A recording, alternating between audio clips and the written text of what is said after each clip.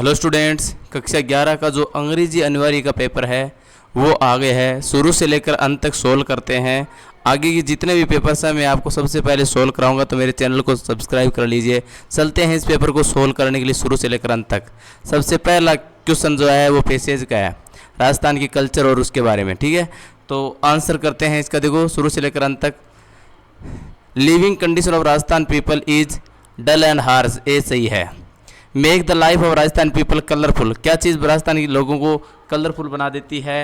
तो number of fair and festivals, ये राजस्थान की कल्चर को कलरफुल बना देती है। People of Rajasthan follow all the rituals and tradition piously because they are a religious, Rajasthan के लोग रिचुअल्स और ट्रेडिशन फॉलो करते हैं, क्यों? क्योंकि वो धार्मिक है। Most commonly language used spoken in Rajasthan is a Hindi, ज़्यादा कॉमन लैंग्वेज राजस्थान में हिंदी है। ठीक है, अब देखो what are the symbols of unique culture of Rajasthan, Rajasthan जो के जो यूनिक कल्चर है उसके सिंबल क्या है? तो इसके सबसे पहले है उत्तर, culture of Rajasthan is very unique culture, इसके सिंबल हैं यहाँ से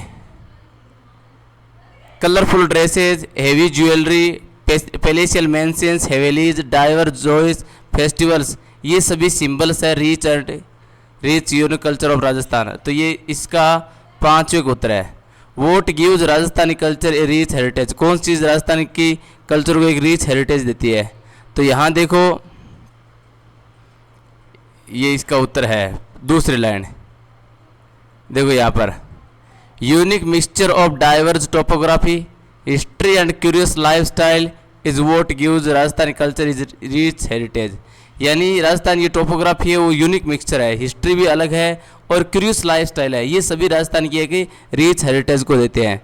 सातवां question, what important role do fairs and festival play in the life of Rajasthan people, Rajasthan के लोगों के लिए फेयर और फेस्टिवल्स किस प्रकार की इंपॉर्टेंट रोल प्ले करते हैं? तो यहाँ देखो, ठीक है, lively by the multitude of fair and festivals are celebrated here, है ना। Dull and harsh life living condition of Rajasthan in Rajasthan is made a little colourful, यानी राजस्थान की जो डल और हार्मफुल कंडीशन है लोगों की वो इसको थोड़ा कलरफुल बना देती है और लिवली बना देती है, और इसी से राजस्थान है वो क्या है, रिच हेरिटेज है। नहीं, इसका क्या हो गया, वोट की राजस्थान कल्चर इज रिच हो गया। What imported to fair festival play in the life of Rajasthan people, Rajasthan, हाँ ये यहाँ पर देखो, यहाँ इसका उत्तर है डल और हार्श कंडीशन राजस्थान की है लोगों की, वो उसके जीवन को कलरफुल और लिवली बना देती है, और इसी कारण फेयर और फेस्टिवल्स राजस्थान में मनाए जाते हैं। ठीक है, अगला देखो, what language are spoken in Rajasthan, कौन सी लैंग्वेज राजस्थान में बोली जाती है? देखो राजस्थान में मारवाड़ी, राजस्थानी, ऊपर दिया हुआ है मारवाड़ी, राजस्थानी और हिंदी, हिंदी सबसे ज़्यादा कॉमन लैंग्वेज है। Mention the official language of Rajasthan, Hindi है ऑफिशियल लैंग्वेज राजस्थान की। Being only one of its type unique, खुद का अपना एक ही अलग प्रकार होना यूनिक कहलाता है। अगला शिवाजी का पैसेज है, शिवाजी के बारे में। Where was the Shivaji imprisoned by Aurangzeb, Aurangzeb द्वारा शिवाजी कहाँ इम्पेरिजन हुआ था? आगरा के किले में। When Aurangzeb began to trouble the small Maratha kingdom, जब औरंगजेब है वो छोटे से मराठा किंगडम को ट्रबल करने लगा, तो Shivaji decided to take a suitable steps to face the Mughal, से मुगलों को फेस करने के लिए सूटेबल स्टेप्स उन्हें डिसाइड किए। Was equally exams to get back the suitable fort, बराबर वो चिंतित थी वापस स्ट्रेटेजिक फोर्ट को लेने के लिए। वो कौन थी? जीजाबाई थी। वो type of king was the Shivaji the great, किस प्रकार के राजा थे शिवाजी महान? शिवाजी महान है वो पहली लाइन में बहुत ही ब्रेव और वाइज किंग थे। ये देखो राजा है वो बहुत ही ब्रेव और वाइज किंग थे, ये इसका उत्तर है। कौन से का? चौथे का। ठीक है, पांचवा, how did Shivaji came out of the prison of Aurangzeb, Aurangzeb उसकी जेल से कैसे बाहर आए थे? जेल में तो उन्होंने क्या किया, ही thought of A clever plan, उसने एक बहुत ही चालाक योजना बनाई, एंड एस्केप्ड फ्रॉम इन 1666, और 1666 फ्री हो गए थे। ये कौन सा है? ये है इसका पांचवें का उत्तर। ठीक है, छठा, what did the Shivaji do to get back his forts, Shivaji ने क्या किया अपने फोर्ट्स को वापस लेने के लिए? तो उसने क्या किया था, वह डोमिनेट जो रूलर्स थे उनसे मिला था। He consulted his brave and trusted general से, उसने वापस लेने के लिए उसके जो ब्रेव और ट्रस्टेड जनरल्स थे उनसे कंसल्ट की, है ना, और began to wrest fort after fort from the hands of Aurangzeb, और औरंगजेब के हाथों से एक किले के बाद दूसरे किला लेने लगा। What help the Maratha to recover the forts, forts लेने के लिए मराठा ने किसकी हेल्प, किस चीज़ ने मराठों की हेल्प करी थी? Bravery and determination help them, बहादुरी और दृढ़ निश्चितता ने उनको हेल्प की थी। ये कौन सा है? 7वां है। ठीक है, 8वां, why did the Shivaji Jijabai value the fort of Kondana, Kondana किले को ज़्यादा वैल्यू क्यों देते थे? क्योंकि इट्स इम्पोर्टेंस, इसकी इम्पोर्टेंस की वजह से कोंडाना को महत्व देते थे। ठीक है, यदि इसको वापस नहीं लिया जाए तो my heart will never be at rest, ये उसकी माता ने कहा था कि यदि इसको नहीं लिया जाए तो मेरा हार्ट है वो कभी रेस्ट नहीं करेगा। ठीक है, अब ये कह रहा है कुवाड़ का उल्टा ब्रेव होता है नर्वस से, नर्वस का एग्जाइन से, चिंतित, एंजाइन से AN है, ANXIUS, चिंतित होना। ठीक है, अब देखो आगे कंपोजिशन है सेकंड पार्ट में, टास्क लिखना है, giving description on an event, the prize distribution function, prize distribution function पर आपको एक टास्क लिखना है कि कैसे पुरस्कार वितरण समारोह हुआ। तो मैंने लिख रखा है वो आपको मैं बता रहा हूँ, ये लाइन आप ये ऐसे लिख सकते हो। Answer number 3, the prize distribution function, 2 days ago the prize distribution function was held in our school, 2 दिन पहले प्राइज डिस्ट्रीब्यूशन फंक्शन हमारे स्कूल में होल्ड हुआ। The building was decorated with flowers and colours से, बिल्डिंग है वो flowers और colour से डेकोरेट की गई थी। Chief guest was collector Rakesh Sharma, मुख्य गेस्ट था वो कलेक्टर राकेश शर्मा था। Cultural programme was held on this occasion, इस अवसर पर कल्चरल प्रोग्राम होल्ड हुआ। The students sang danced and perform beautiful programme, students ने नाचे गाए और सुंदर प्रोग्राम परफॉर्म किया। The annual report was read by the principal Ramlal, मुख्य जो रिपोर्ट थी वो रामलाल के द्वारा, रामलाल प्रिंसिपल द्वारा पढ़ी गई थी। Chief guest presented a speech, मुख्य गेस्ट ने स्पीच प्रेजेंट की। The prize were distributed by to the winners, prize है वो विनर्स को डिस्ट्रीब्यूट किया गया था, जो टॉपर्स थे स्कूल के उनको डिस्ट्रीब्यूट किया गया था। At last principal thanked all of them, और प्रिंसिपल लास्ट में सभी को धन्यवाद दिया। तो ये सिंपल सा आप प्राइज डिस्ट्रीब्यूशन फंक्शन रिपोर्ट लिख सकते हो। ठीक है, इसके अथवा में क्या था, एक टास्क दिया हुआ था प्लांटिंग ए सेपलिंग, एक सेपलिंग लगाने की प्रक्रिया। Yesterday we planted a sapling, कल हमने एक सेपलिंग, एक पेड़ लगाया। सेपलिंग होता है छोटा पौधा। इन और स्कूल गार्डन, हमारे स्कूल गार्डन में। ए बिग पिट वॉज डग, एक बड़ा पिट, पिट या इसको होल कह सकते हैं, होल वॉज डग, खोदा गया। Manure was mixed in soil, और जो मेन्यूर थी, खाद थी, वो सोइल में मिक्स की गई। A plant sampling was put into the hole या पिट, सैपलिंग प्लांट था जो पौधा था उसको खड्डे में रखा गया। We adjust the plant into the soil, हमने मिट्टी में पौधे को एडजस्ट किया। फिल द होल और पिट विद द सोइल, और फिर खड्डे को मिट्टी से भर दिया। A little water was also added, और थोड़ा पानी भी दिया गया। तो ये प्लांट लगाने की प्रक्रिया इसमें आई हुई है, वो हमने लिखी है। आगे देखो, इसके आगे क्या है, चौथा क्वेश्चन, आर्टिकल लिखना है कितने शब्दों में, 120 शब्दों में। किस पर? India the land of knowledge, Bharat एक ज्ञान की भूमि है, इस पर। और इसके अथवा में एक आर्टिकल है युवा महोत्सव, इस दोनों पर आर्टिकल मैंने लिख रखा है, मैं आपको बता रहा हूँ। ये देखो, India is the land of knowledge, ancient roots of knowledge, knowledge की प्राचीन क्या है, एंशियंट यूनिवर्सिटीज, क्योंकि भारत में है वो प्राचीन यूनिवर्सिटी थी, नॉलेज और नालंदा और तक्षशिला, वो renowned centre of learning, learning के प्रसिद्ध सेंटर थे। Attracting scholars from across the globe है, पूरे ग्लोब से उन्होंने स्कॉलर्स को अट्रैक्ट किया था। फिलोसफिकल एंड स्पिरिचुअल टेक्स्ट है जी, यहाँ पर बहुत सी दार्शनिक और आध्यात्मिक किताबें हैं, जैसे वेद है, उपनिषद है, भागवत गीता है। साइंटिफिक कंट्रीब्यूशंस, भारत के बहुत से साइंटिफिक वैज्ञानिक योगदान दिए गए हैं। मैथमेटिक्स में दिए हैं, एस्ट्रोनॉमी दिए हैं, मेडिसिन में भी बहुत योगदान दिया गया है भारत का। आयुर्वेद और वेदा योगा, और आयुर्वेद और योगा, आयुर्वेद और योगा की भारत में बहुत बड़ी है ना वैल्यू दी गई है। इसकी हेलिस्टिक अप्रोच है हेल्थ और वेलबींग के प्रति। कॉन्सेप्ट है जीरो, और भारत ने जीरो दिया था संसार को। तो इस वजह से अपने कह सकते हैं कि भारत है वो ज्ञान की भूमि है, ज्ञान का केंद्र है। इसके अथवा में क्या दिया हुआ था, अथवा में दिया था youth festival celebrating talents and creativity. ये यूथ फेस्टिवल, युवा महोत्सव, इसके बारे में लिखना था।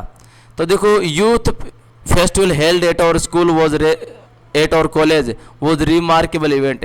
जो यूथ फेस्टिवल था जो हमारी कॉलेज, उसकी जगह आप स्कूल लिख सकते हो, हमारी स्कूल में रखा गया था, वो रिमार्केबल इवेंट था। So case the extra ordinary talent है, और उसने असाधारण टैलेंट को प्रदर्शित किया, बाउंडलेस क्रिएटिविटी और एक असीमित रचनात्मकता को प्रेजेंट किया।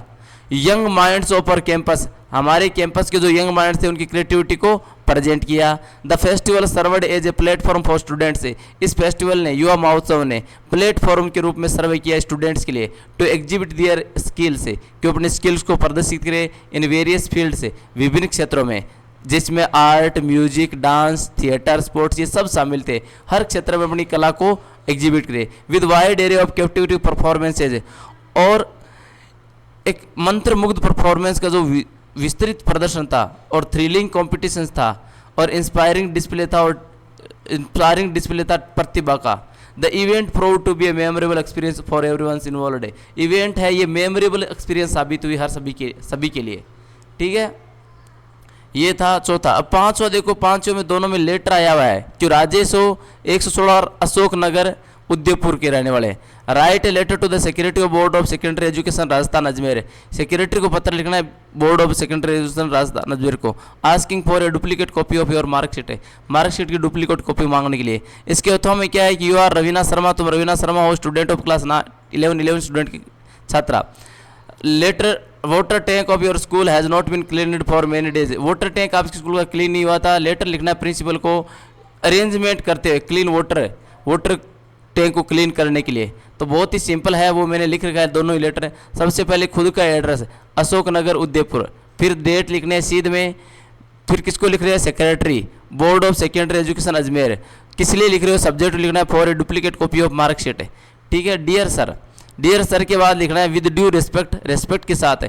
आई वुड लाइक टू से, मैं कहना चाहती हूँ कि I lost my marksheet somewhere in my home, कि मैंने मार्कशीट मेरे घर पर कहीं खो दी है। आई डिडंट फाइंड इट, मुझे ये नहीं मिली है। आफ्टर सो मच सर्चिंग, काफ़ी सर्चिंग के बाद है। I want to get my duplicate copy of marksheet, मैं मेरी डुप्लीकेट कॉपी ऑफ मार्कशीट लेना चाहती हूँ। माई बायोडाटा आर, मेरी बायोडाटा है, नेम लिख दिया राकेश, रोल नंबर लिख दिया, एग्जाम ईयर लिख दिया और स्कूल नेम लिख दिया, ये बायोडाटा है। ठीक है, आई ऑल्सो इनक्लोज 200 रुपये पोस्टल ऑर्डर एज ए फी, और फीस के रूप में मैंने 2,200 रुपये का पोस्टल ऑर्डर भी लगा दिया है। Thank you yours faithfully. तो ये इस प्रकार आप एप्लीकेशन लिख सकते हो। इसके अथवा में क्या था कि वाटर टैंक को क्लीन करने के लिए प्रिंसिपल को एप्लीकेशन, आप 9वीं क्लास के स्टूडेंट थे तो क्लास 9 लिख दी ऊपर सबसे पहले एड्रेस के रूप में, फिर तारीख लिख दी, द प्रिंसिपल, स्कूल का नाम MGS देचू, subject to clean water tank साफ करने के लिए। डियर सर के बाद आपको लिखना है विद ड्यू रेस्पेक्ट के साथ। आई वुड लाइक टू से, मैं कहना चाहता हूँ कि water tank of school has not been cleaned for many days, कि हमारे स्कूल का जो वाटर टैंक है वो कई दिनों से क्लीन नहीं हुआ है। It is muddy and polluted, ये मड्डी है, कीचड़ भरा है और प्रदूषित है। There is a great chance for students falling ill, और बहुत बड़ा चांस है फॉर स्टूडेंट्स, छात्रों के लिए फॉलिंग इल, बीमार होने का, because of the such A dirty water, ऐसे गंदे पानी से बच्चों के बीमार होने का डर है। You are requested to clean the water tank immediately, तुमसे रिक्वेस्ट किया जाता है कि तुरंत वाटर टैंक साफ कराओ। Thank you yours faithfully. तो ये था एप्लीकेशन। अब इसके बाद कि देखो ग्रामर का सेक्शन है वो सोल्व करते हैं शुरू से लेकर अंत तक। ये देखो सेक्शन C है ग्रामर, तो बहुत ही ईजी है। इसमें सबसे पहले डिटर्मिनेंट्स यूज करने इन तीनों में से। I will finish this work within an hour, an आएगा क्योंकि ओवर है, ये H साइलेंट है, O आएगा तो एन आएगा। देयर आर सम ट्रीज, यहाँ देखो सम और एनी में से सम आएगा क्योंकि ये सिंपल सेंटेंस है। इंटरोगेटिव नेगेटिव हो तो एनी नहीं तो some. I have friends, I have many friends, क्यों मच और मैनी में से मैनी आएगा क्योंकि फ्रेंड्स काउंटेबल हो तो मैनी आएगा। ठीक है, persons were invited to tea, few, a few, the few, तीनों में से एक लगाना है। ठीक है ना, तो ए फ्यू पर्सन्स लिखना है, a few persons were invited, थोड़े से व्यक्तियों को इन्वाइट किया गया था। ए फ्यू का मतलब होता है थोड़े से, फ्यू का मतलब नए के बराबर, भाई इन्वाइट किया गया तो थोड़े को किया ही है। आगे देखो वर्ब्स चूज करने है सही। She watch TV when the door bell rang, rang second form है, वेन के बाद सेकेंड फॉर्म आए तो पहले वॉज और आई जाएगा। सी वॉज वॉचिंग टीवी, वह टीवी देख रही थी जब डोर बेल बजी। सनसेट्स, ये यूनिवर्सल ट्रूथ है, sunsets in the west sorry. They sell their house lately में से रिसेंटली, हाल ही में, तो है जो थर्ड फॉर्म आएगा। रिसेंटली लेटली ये आए तो है जो थर्ड फॉर्म आएगा। दे हैव सोल्ड आएगा, they have sold there house lately. Complete their, Sita complete their her homework before I went, before के बाद सेकंड फॉर्म आई है, तो बिफोर से पहले हेड थर्ड फॉर्म आएगा, हेड कंप्लीटेड करना है, हेड कंप्लीटेड। आगे देखो अपने को सुइटेबल मॉडल चूज करना है। फॉर्मल परमिशन के लिए अपने यूज करते हैं मे का, ठीक है। प्रोहिबिशन के लिए मस्ट नोट का, मस्ट नोट। यू में गो, हम तुम घर जा सकते हो, तुम्हें ओवरटेक नहीं करना चाहिए लेफ्ट से। एबिलिटी के लिए अपनी कैन यूज करते हैं, प्रेजेंट एबिलिटी के लिए can. I can teach mathematics. That is dangerous place, suggestion you should not go there, should आएगा, सजेशन और एडवाइस में शुड यूज होता है। तो ये था मॉडल्स। अगला देखो आपके हैं prepositions. They walked slowly along the road, वे धीरे धीरे रोड के सहारे चले, अलोंग आएगा, along the road. I was born in आएगा, वर्षों के नाम से पहले इन आता है। The kite was flying over the clouds, kite है वो बादलों के ऊपर उड़ रहा था। यदि ऊपर उड़ रहा है तो अपने लिए क्या लगाएंगे, ओवर, जैसे एरोप्लेन के लिए लगाते हैं। She didn't agree with me, वह मेरे से एग्री नहीं हुआ, तो विद आएगा, जिससे एग्री नहीं उससे पहले विद आएगा, ठीक है। आगे देखो टेक्स्ट बुक के क्वेश्चंस, ये पैसेज दिया गया है, फर्स्ट लेसन है ना, माय ग्रैंड मदर वाले पोर्ट्रेट वाले लेसन से, ठीक है। Why did the grandmother keep her one hand on her waist, दादी अपने एक हाथ को वेस्ट पर क्यों रखती थी, टू बैलेंस हर स्टूप, अपने स्टूप को, अपने झुकाव को बैलेंस करने के लिए एक कमर पर देती थी। पहला, वो does the author compare her grand mother, तो लेखक ने अपनी दादी माँ की तुलना किससे की थी, सी इज लाइक विंटर लैंडस्केप, केवल विंटर लैंडस्केप्स की तरह थी, सर्दियों की भूदृश्य की तरह थी, ये दूसरा इसे किससे तुलना की। How did the author's grand mother look, लेखक की दादी कैसे दिखती थी, वो कैसे दिखती थी, वो दिखती थी, हर लॉक्स वर स्कैटर्ड अनटिडली और पेल पकड़ face, her lips constantly moved inaudible prayer, she was beautiful, और वो ब्यूटीफुल थी, ऐसे वो दिखती थी, ठीक है। How did the grandmother use to pray, दादी है वो कैसे प्रे करती थी, वह एक हाथ में माला लेकर के प्रे करती थी। देखो spotless white with one hand resting on her waist and other telling the beads of rosary, और दूसरे हाथ से वो रोजरी फेरती थी, माला फेरती थी, तो ये माला फेरते हुए प्रे करती थी, ये चौथा, ठीक है। वो did the grand mother have in one hand, दादी के एक हाथ में क्या होता था, दादी के एक हाथ में beads of rosary, beads of A rosary, फूलों माला होती थी, माला फेरने वाली, ठीक है। नेवर का उल्टा होता है, एंटोनियम होता है always,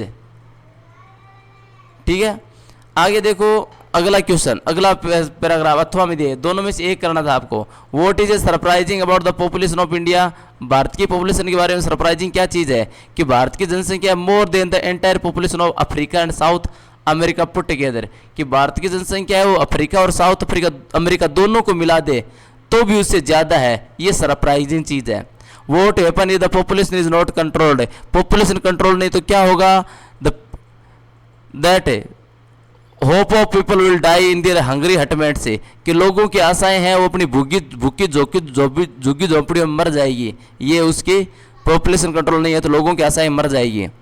vote is the concern seen for the first time in the human history, मानव इतिहास में सबसे पहला कौन सा कंसर्न देखा गया था, पहला कंसर्न ये देखा गया था कि survival not just of A people but of the planet, ये सबसे पहली चिंता देखेगी कि केवल लोगों को बचाना नहीं बल्कि पूरे प्लेनेट को बचाना, ये सबसे पहला दृष्टिकोण था, लोगों का ध्येय बन गया था।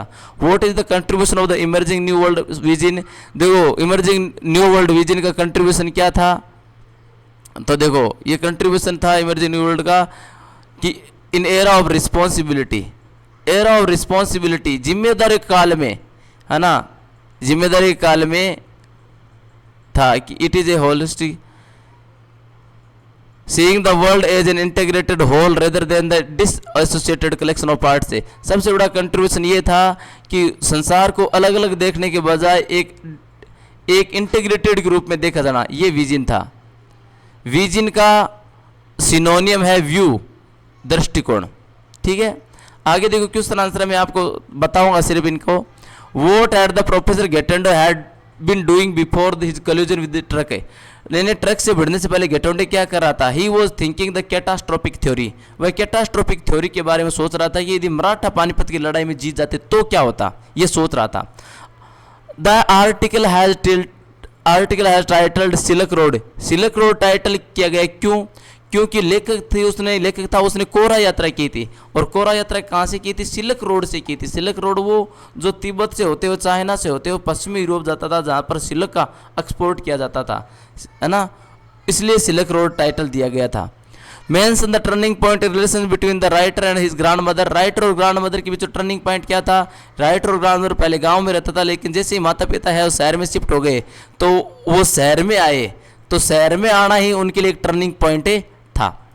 सस्टेनेबल डेवलपमेंट से क्या समझते हो? Sustainable development take place without compromising the needs of the future generation.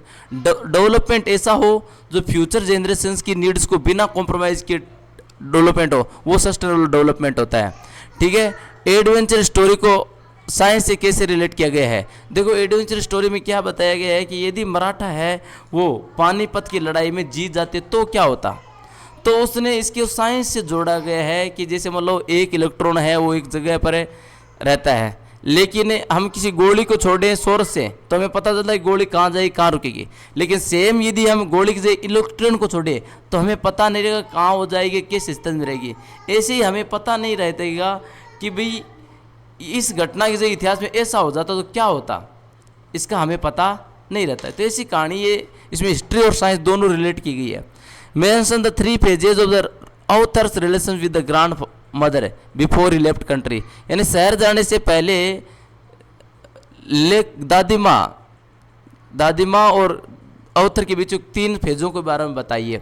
देखो, दादी माँ और लेखक के बीच 3 फेज थे। सबसे पहले चाइल्डहुड के फेज, जब दादी माँ उसको तैयार कराती, नाश्ता देती, स्कूल ले जाती थी, तो बहुत ही घनिष्ठ संबंध था। लेकिन जैसे ही वो शहर आए तो शहर आने के बाद लेखक है वो अंग्रेजी स्कूल में जाना हो गया। जा रहा था तो दादी को लगा कि ये बच्चा इंग्लिश स्कूल में जा रहा है तो वो कुछ नहीं है, वहाँ पर गंदी शिक्षाएं दी जाती है ना, तो उसका अलग हो गया। लेकिन जैसे ही उसने कॉलेज शिक्षा शुरू हुई तो दादी से वो बिल्कुल अलग हो गया, दूसरे कमरे में रहने लग गया। तो ये 3 फेज थे उसके जीवन में अलग होने के लिए। How was the Norbu help for the author? यानी लेखक के लिए नोरबू किस प्रकार हेल्पफुल हुआ? क्योंकि लेखक जिस जगह पर रुका था वहाँ पर कोई अंग्रेजी बोलने वाला नहीं था, लेखक अकेला ही बैठा था, आगे यात्रा करूँ या नहीं करूँ। लेकिन नोरबू सबसे पहली बार मिला तो उसे पता चला कि अब मेरी आगे की यात्रा हो सकती है। हु वॉज द टट was the last air of the Egyptian powerful dynasty. Egypt की जो पावरफुल डायनेस्टी था उसका अंतिम एयर, अंतिम उत्तराधिकारी था। वोट मिस्ट्री सराउंडेड हिम, उसके बारे में क्या मिस्ट्री सराउंडेड थी कि भी किंग टट की, राजा टट की इतने छोटी आयु में डेथ कैसे हो गई, ये उसकी मिस्ट्री थी, मिस्ट्री घिरी हुई थी, है ना।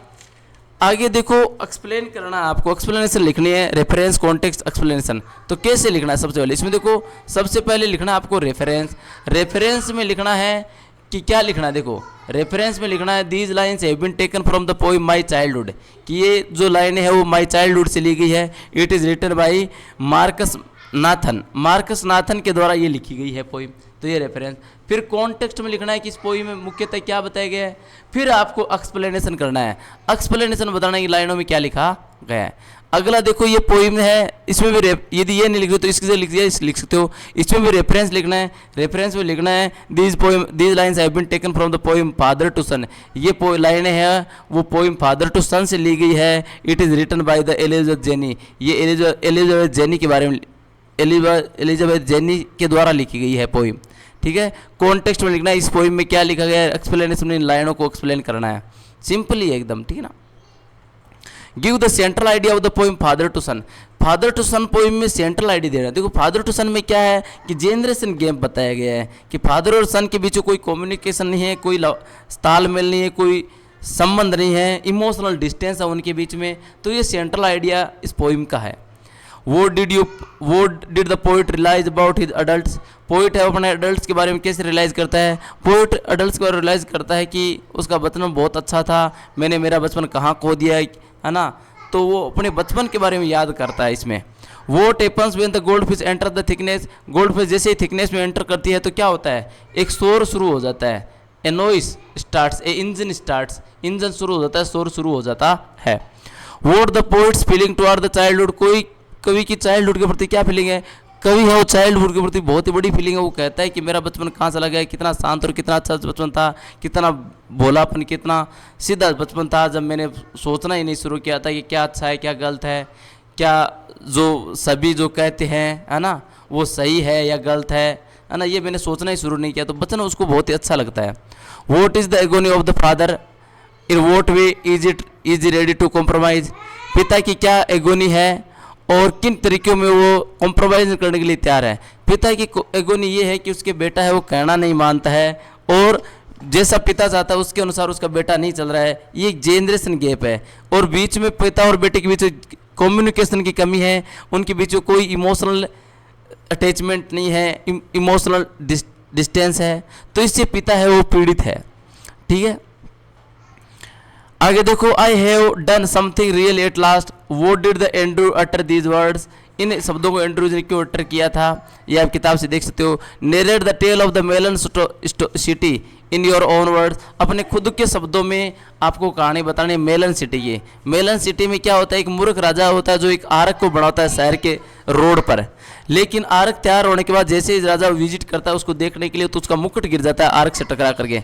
राजा उसको इंसल्ट मानता है और डिसाइड करता है कि भाई ये गलती किसकी है, पनिशमेंट दूंगा। तो सबसे पहले आर्किटेक्ट को बुलाता है, तो कहता है भाई इसके लिए मैं तुम्हें दंड दूंगा। तो आर्किटेक्ट वापस से कहता है कि साहब मेरी गलती नहीं है, तो मिस्त्री की गलती है, मेसन्स की गलती है। मेसन को बुलाता है तो मेसन कहता है ये वर्कमैन्स की गलती है। वर्कमैन कहता है कि नहीं नहीं ये तो इंटों की गलती है। इंटों से वापस आर्किटेक्ट आता है, आर्किटेक्ट कहता है कि साहब आपने, आर्किटेक्ट कहता है कि और कोई आता है, वो कहता है कि साहब आपने इसको प्लान चेंज कर दिया था इंटों का, और तो प्लान चेंज करने की वजह से हुआ।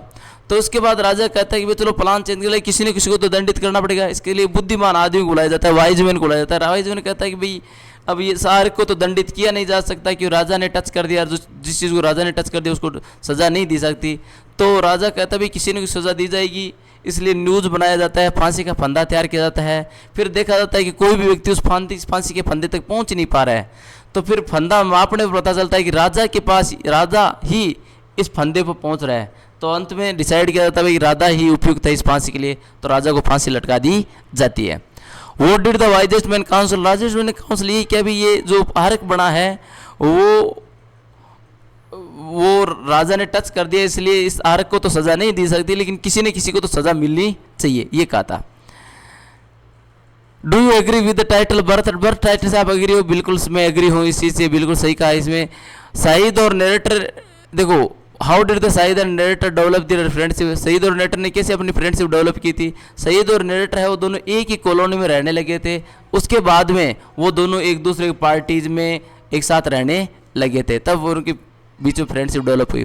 Compare the Mrs Pearson and Mrs Fitzgerald, Mrs Fitzgerald और उनके बीच में पियर्सन के बीच में कंपेरिजन करनी है। देखो मिसेज पियर्सन वो बहुत ही भोली भाली और सीधी महिला थी जो काम करती थी, जबकि फिट्जराल्ड थी वो एकदम पापी किस्म की महिला थी, वो हमेशा शराब पीना, सिगरेट पीना और कभी कोई काम नहीं करना, तो दोनों में बहुत बड़ा अंतर था। Who was the chief builder blame, who was the chief builders blame, chief builders का ब्लेम किस पर था? उसने मेसन्स पर ब्लेम दिया, मिस्त्रियों पर। Who was the old man mentioned here, वर्द जो महिला है जो मेंशन की वो कौन है? वो एंड्रूज मदर है, एंड्रू की मम्मी है। Shahid passed away while he was writing, जब लिख रहा था तब शाहिद की मृत्यु हुई। Mrs Pearson family look at and treat her, Mrs Pearson की फैमिली उस पर देखती थी, उसके साथ व्यवहार करती थी एज ए सर्वेंट, नौकरों जैसा। तो ये थे आपके 11वीं क्लास के क्वेश्चन आंसर पूरे पेपर के। आगे के प्रश्नों के लिए मेरे वीडियो को सब्सक्राइब करें, शेयर करें।